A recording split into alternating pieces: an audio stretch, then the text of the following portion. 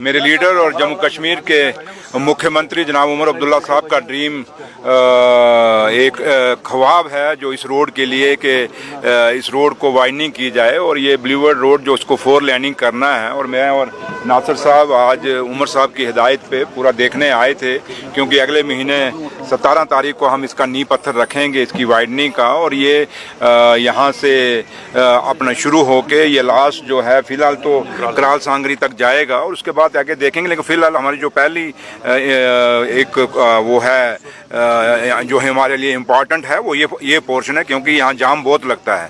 तो एक बोटलनेक भी यहीं पे है, तो लिहाजा इसको हम वाइडनिंग के लिए पहले यहीं से 4 लेनिंग के लिए शुरू कर रहे हैं।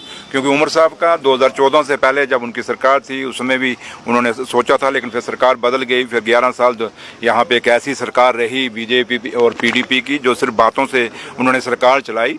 ये उनको करना चाहिए था। अगर उमर साहब ने इसके ऊपर कोई शुरुआत की थी उसमें, तो एज ए चीफ मिनिस्टर तो उनका फर्ज बनता था कि उस सरकार के उमर साहब के उस काम को आगे लेके चलना, बट वो नहीं लेके चल सके। आज बेशक बड़ी बड़ी बातें करते हैं कि छीटाकशी करती है बीजेपी और पीडीपी, जो दोनों आपस में भाई भाई समझ लो, भाई बहन समझ लो, रिश्ता उनका क्या है, अंदर से उनकी पूरी सेटिंग है। तो यहाँ लोगों को वो सोचते हैं हम कश्मीर में कोई तमाशा करेंगे। ये कश्मीर अब 2014 से पहले वाला जम्मू कश्मीर नहीं है।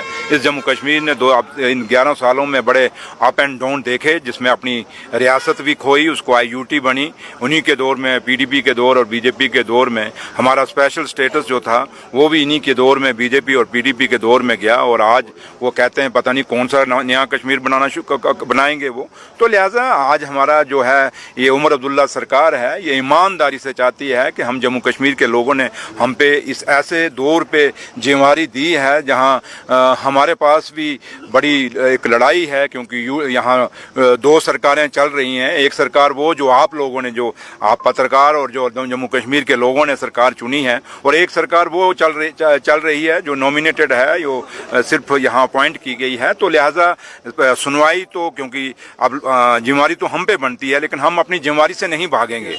हमने जो वादे उमर साहब ने, मेरे लीडर और कायद नेशनल कॉन्फ्रेंस के प्रेसिडेंट डॉक्टर फारूक अब्दुल्ला साहब ने किए हैं, वो वादे हम पूरे निभाएंगे और उसके लिए जदोजहद करेंगे। जितना कर पाएंगे उसको करेंगे। और उसी के लिए मैं और नासिर साहब, ऑनरेबल एडवाइज़र साहब, दोनों आज इसी टूर पे हैं। अभी यहाँ से हम आगे गांदरबल भी जा रहे हैं और काफ़ी लंबा टूर है। और कोशिश यही रहेगी हमारी, एक ही मकसद है हमारा, कुछ नहीं है, क्योंकि अभी कोई वोटों का कुछ नहीं है। अभी 4.25 साल बाद वोट आएंगे, लेकिन फ़िलहाल जो हमारी जिम्मेवारी है, जो हमने वादे किए हैं, वो बारी बारी से पूरे करेंगे। अब कोई कहे कि एक दिन में ही सारे वादे हम पूरे कर देंगे जो मैनिफेस्टो है, तो वो आपको भी पता है।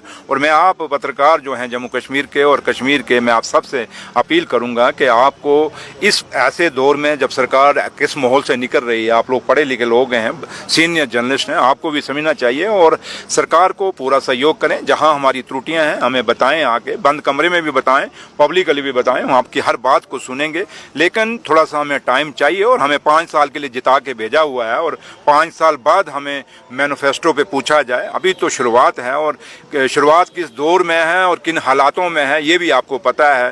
सिर्फ फ़र्क इतना है, कुछ चीज़ें अभी हम बोल नहीं रहे। अभी भी हमें उम्मीद है कि हिंदुस्तान के प्राइम मिनिस्टर साहब ने जो वादा जम्मू कश्मीर के लोगों से किया हुआ स्टेट का, वो जल्दी देंगे। और अभी आप पिछले चंद रोज पहले देखा हमारे जो लोगों के सेब का खेती करते हैं, आज कितना नुकसान हुआ। जो पीछे फ्लड आया, पूरा गाड़ियाँ तबाह हो गई, गाड़ियाँ सड़कों पे खड़ी रही, कई लोगों के बागों में सेब लगे हुए, कोई लेने के लिए नहीं आया। एक बहुत बड़ा नुकसान हुआ है। जम्मू सूबे के अंदर आपने देखा सब कुछ तबाह हो गया, पुल गिर गए, सड़कें गिर गई और वहाँ लोगों की फसलें तबाह हो गई।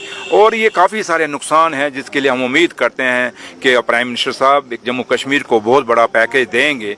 जब 2014 में सैलाब आया था कश्मीर के अंदर, उसमें 80,000 करोड़ का एक पैकेज मोदी साहब ने दिया था। लेकिन उस समय की जो सरकार थी वो हमारी तो थी नहीं, नेशनल कॉन्फ्रेंस की तो थी नहीं, उस समय की सरकार थी बीजेपी और पीडीपी की। अब वो 80,000 करोड़ का आज तक भी हिसाब नहीं दे रहे। भले इनको पूछिए पिछला अपना हिसाब दीजिए, वो 80,000 करोड़ आपने कहाँ छोड़ा? क्योंकि कश्मीर में जिसको पूछो, जिनके नुकसान सैलाब में हुए, किसी को कोई कुछ नहीं मिला। आज भी उनका पैसा खुर्द बुर्द हो गया है।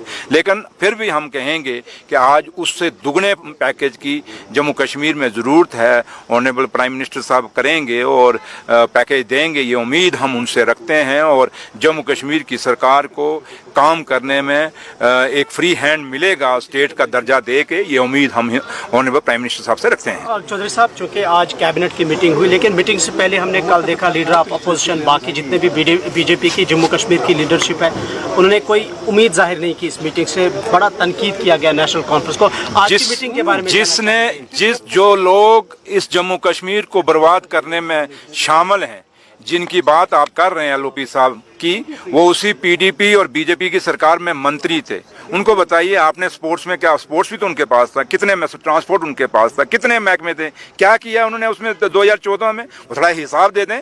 हमारा तो 10 महीने हुए हैं और 11 साल एलओपी साहब को मेरी तरफ से पूछना, कहना लखनपुर से लेके काजीकुंड तक आपका नेशनल हाईवे पानी के आगे टिक नहीं सका। और जो सड़कें और जो पुल शेर कश्मीर शेख मोहम्मद अब्दुल्ला साहब ने बनाए, डॉक्टर फारूक अब्दुल्ला साहब के दौर में बने, चाहे उमर साहब के दौर में बड़े, क्यों तवी का पुल क्यों नहीं टूटा, तभी गुज्जर नगर का पुल क्यों नहीं टूटा, चौथा ब्रिज क्यों नहीं टूटा, आपका सिदरा ब्रिज क्यों नहीं टूटा, हमारी पूरा नेशनल हाईवे जो पुरानी सड़कें बनी क्यों नहीं टूटी। इनके पूरे के पूरे पुल भी गिर गए, इनकी सड़कें भी गिर गई। हमारे दौर में कभी भी सेब के जो खेती करते हैं किसानों को इतना कभी नुकसान नहीं हुआ जो इनकी वजह से हुआ, क्योंकि ये नेशनल हाईवे जिसके रोज ये गुण गाते हैं 11 साल के, ये इन्हीं का तो बनाया हुआ है। इनको सवाल पूछिए ना, यहाँ आके तमाशा करते हैं सिर्फ अपनी यहाँ पे एक न्यूज़ चलाने के लिए। लेकिन उनको पूछिए कि आप यहाँ तमाशा करने के बजाय आप पूरा जम्मू सूबा तो पूरा, वहाँ से तो बीजेपी ने वोट लिया हुआ ना, वहाँ के आपके 28 एमएलए बीजेपी के जीते हुए ना। इस एलओपी साहब को पूछो कि एक पैसा भी वहाँ दिया गया है जम्मू के अंदर, थोड़ा जो सवाल तो पूछना इनको। सेब के फसल खत्म हो गई है, एक पैसा भी अभी तक आपने अनाउंस किया, आप करते बढ़ते कख नहीं, सिर्फ आके सुबह आके पता नहीं घर से लड़के बीवियों के साथ आते हैं और यहाँ आके बातें करना शुरू करते हैं, गुस्सा आके नेशनल कॉन्फ्रेंस पे निकालते हैं। इनको बोलिए भैया, अगर घर में कोई लड़ाई होती है तो घर में ही गुस्सा निकालो, नेशनल कॉन्फ्रेंस पे क्यों उतारते हो। हाँ, हमें स्टेट का दर्जा दे दी